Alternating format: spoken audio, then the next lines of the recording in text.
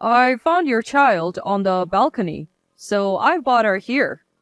In the middle of a freezing winter night, the doorbell rang. When I answered it, a police officer was standing there. I didn't understand what was happening. After all, my only daughter was sleeping beside me. The officer had him with a girl about 5 years old, her lips blue and shivering coldly. She's not my child. I don't know this girl. I tried to explain, but the officer seemed doubtful, saying he would take her to the hospital. The girl's hair was overgrown and completely unkempt. Her dirty clothes had holes in them and they didn't look like they had been washed. She appeared the same age as my daughter but was very thin. Who is this child? Why was she on my balcony? Little did I know that the turmoil this girl would soon bring into our lives. My name is Janice. I'm a 32-year-old office worker. I lived on the first floor of an apartment that my parents bought for us, with my high school classmate husband and our 5-year-old daughter, Susie. My husband was also a company employee and often traveled for work. Being a good person, he would cover for his colleagues even on his days off, so he was often away. One day, while my husband was on a business trip, my daughter and I were home alone when the doorbell rang. In the middle of a freezing winter night, I wondered who it could be, and looking through the doorbell camera, I saw it was a police officer. I was baffled by this unexpected visitor, but when I opened the door, he said, I found your child on the balcony, so I have brought her here. I had no idea what he meant. Yes, my daughter is sleeping inside the house. What? The officer's eyes went wide, but I was the one who was really shocked. How had that girl gotten onto the balcony while I was asleep? I hadn't heard a thing. The officer had with him a girl about 5 years old, her lips blue and shivering uncontrollably. It had been so cold that it seemed like it might even snow, so it was no wonder. She's not my child. I don't know this girl. The officer seemed skeptical even after what I said, but he stated, I'm taking her to the hospital now. The girl looked so cold and pitiful that I brought a warm blanket from the back of the room and wrapped her in it.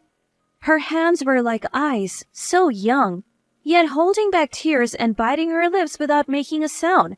Her hair was messy and her collar stained. Hole-ridden clothes showed no signs of having been washed.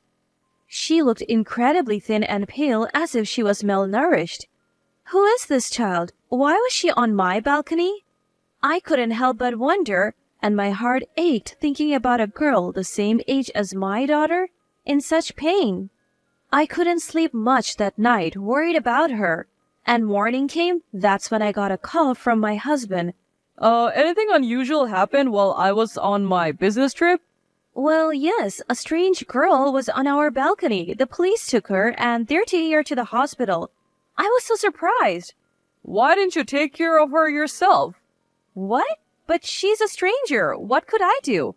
You're a mother too. You should have taken care of that little girl instead of handing her over to the police. Isn't it sad? I was baffled by my husband's sudden anger. Why did he know the girl was young? We hadn't even talked about that. I questioned him, but his answer was lacking in clarity. No, actually, she's the daughter of an acquaintance of mine. Her mother's gone, and I feel sorry for her, so I brought her yesterday. I thought you would take care of her. What? You weren't on a business trip? You need to explain the situation clearly. My husband apologized, but I couldn't believe that he had left such a small child on the balcony on such a cold day. Even if he had dressed her warmly, she could have easily frozen to death. So what are you doing and where are you now? My husband said he was in the middle of searching for the girl's mother, but I felt like he was hiding something. Later on, after returning from his business trip, my husband gave some explanation, picked up the girl from the police, and shockingly left her with me. Did you find her mother? What about her father? No, I haven't found them yet. The father, I don't know. So who's the acquaintance you mentioned? Well, that's just a casual acquaintance. Let's leave it at that. I'm going on another business trip soon. Wait a minute, what about this girl? My husband ignored my plea to stay and left, leaving the girl behind.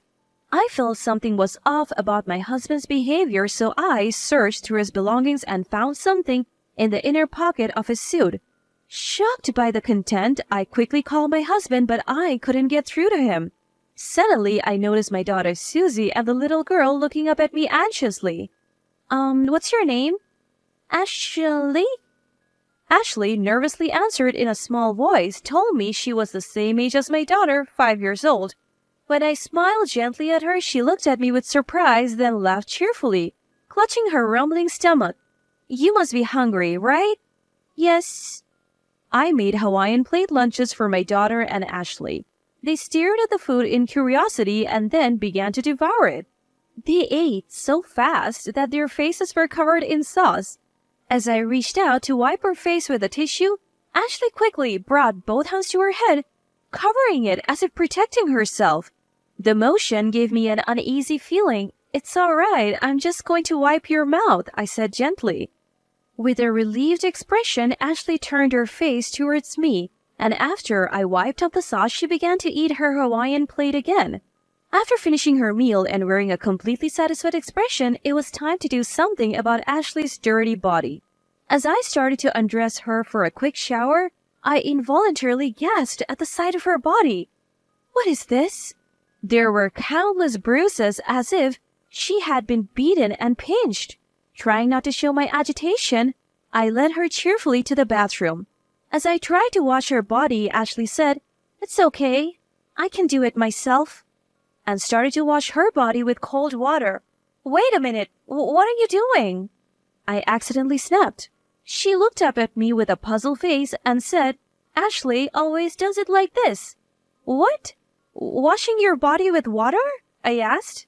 She nodded at my question, and as she tried to pour cold water over herself, I hurriedly stopped her and washed her whole body cleanly with soap. Afterwards, I poured warm water over her and she murmured, "It's warm," with a contented look. It turned out that she rarely got to shower at home, and when she did, her mother would tell her to wash with water. The fact that she accepted this as normal without questioning, it made my heart ache. After the bath, I dressed her in my daughter Susie's clothes and neatly arranged her hair. Ashley looked completely transformed. My daughter and Ashley looked just like sisters when they stand together. I looked at my daughter and Ashley, whose faces seemed to remind me of each other with a warm smile. Ashley was an obedient and gentle child, and I could tell she was longing for affection. She would come by my side as I cooked, tug at the edge of my skirt and laugh.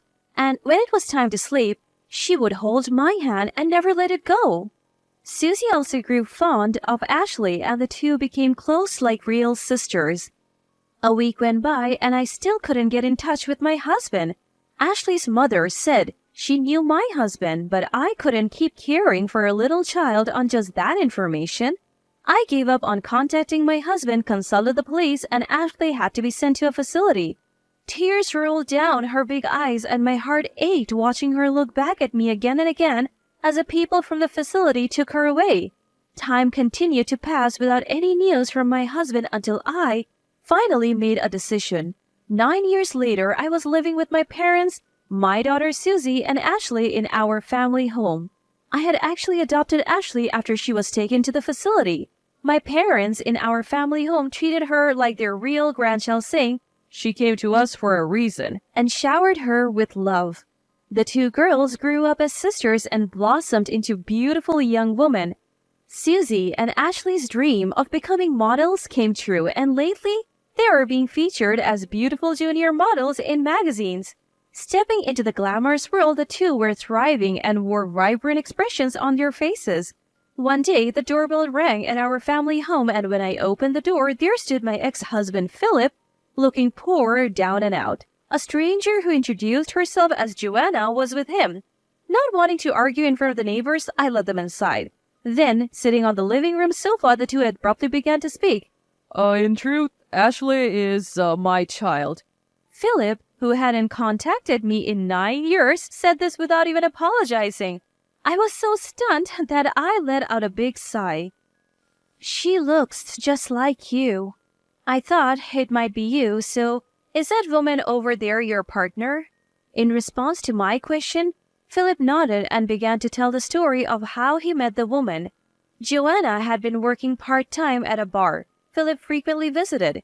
Even knowing that he was married with children, they got along and she became pregnant with Philip's child, giving birth to Ashley. However, Philip lacked decisiveness and didn't divorce me right away. Joanna grew tired of childcare and abandoned her role as a mother. In desperation, Philip thought of having me raise the child. It was an overly naive story, but what surprised me was not just that. Please, give Ashley back to us. My ex-husband suddenly stood up from the sofa and made an outrageous request, almost in tears, along with a deep apology. What? I happened to see a magazine and was surprised. She's grown up so well. Isn't she popular? So what? It has nothing to do with you two. But I am Ashley's real mother. You are just a fake after all. How dare you say such a thing without contacting me all this time?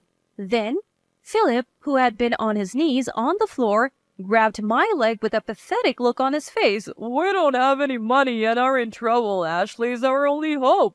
Give her back. How awful! You plan to make her work and live off her? No way! What? You're using Ashley to make money, aren't you? That's not fair. Stop making false accusations. I'm saving the children's money on their banking cards. Ashley is my child too. I will never hand her over. Then Joanna suddenly rises from the sofa, lunging at me with an air of recklessness that sends shiver down my spine. What are you doing to my mom? Stop it. In the scene bursts Ashley, my daughter. She spreads her arms wide, blocking my path, and glares at Joanna. Ashley, you've grown so beautiful. Remember me? I'm your mom. Let's go home together. You're not my mother. Get out of this house now. Ashley broke down in tears, clinging to me. Although Ashley was very young at the time, it seems a faint memory of the terrible treatment she endured remains. Ashley, dear, that's just a misunderstanding on your part. See, you were so young back then. In response to her flimsy excuses, I produced a note and photograph that I had found in Philip's suit back then. The note read, I don't want to raise a child. I can't find Ashley cute. Get rid of her somewhere. If you won't marry me, let's run away together. And the photograph showed a young Ashley covered in bruises. I also had the hospital medical report, of course. Do you still claim to be her parents after seeing this? That's... You wanted to dump a child you didn't want to raise on me, did you? You made this precious child suffer such horrors. That was all Philip's doing. I didn't know anything about it. I was too young to raise a child. It was inevitable. But anyway, I'll take Ashley back now. Unfortunately, that's not going to happen. I have legally adopted Ashley, so I am her parent. Oh, what? That has to be a lie. The mention of the law quickly deflated Joanna's momentum. However, Philip seemed to not have given up yet. So, if that's the case, I'll break up with Joanna and let's start over. Susie and Ashley are my children. We'll just go back to being husband and wife, so there won't be any problem, will there? What? What are you saying? You just want things to go your way, like I will let that happen? Listening to their exchange, I was dumbfounded, then angry. I don't want to have anything to do with these people, not even for a moment. I have more bad news for you, Philip. You and I are no longer married. What? 3 years after you went missing, I filed a lawsuit and was granted a divorce. Hey, what are you doing on your own? Just as Philip was about to grab me, the sound of a police car approached. My parents had called the police after seeing Joanna's aggressive behavior. Well, the police are here now, so please don't come to our house again. No way, please forgive me. I'll give up on Ashley, but at least lend me some money. Philip put on a disgraceful show to the very end. Afterwards, he and Joanna were dragged away by the police. I plan to make sure Philip pays the alimony and child support in full. The two of them, cut off even from friends and family, will likely continue to struggle. Though there's been much turmoil, the little girl who once trembled in fear has grown splendidly. I will live happily with my parents and 2 loving daughters, looking forward to the future they speak of so full of dreams.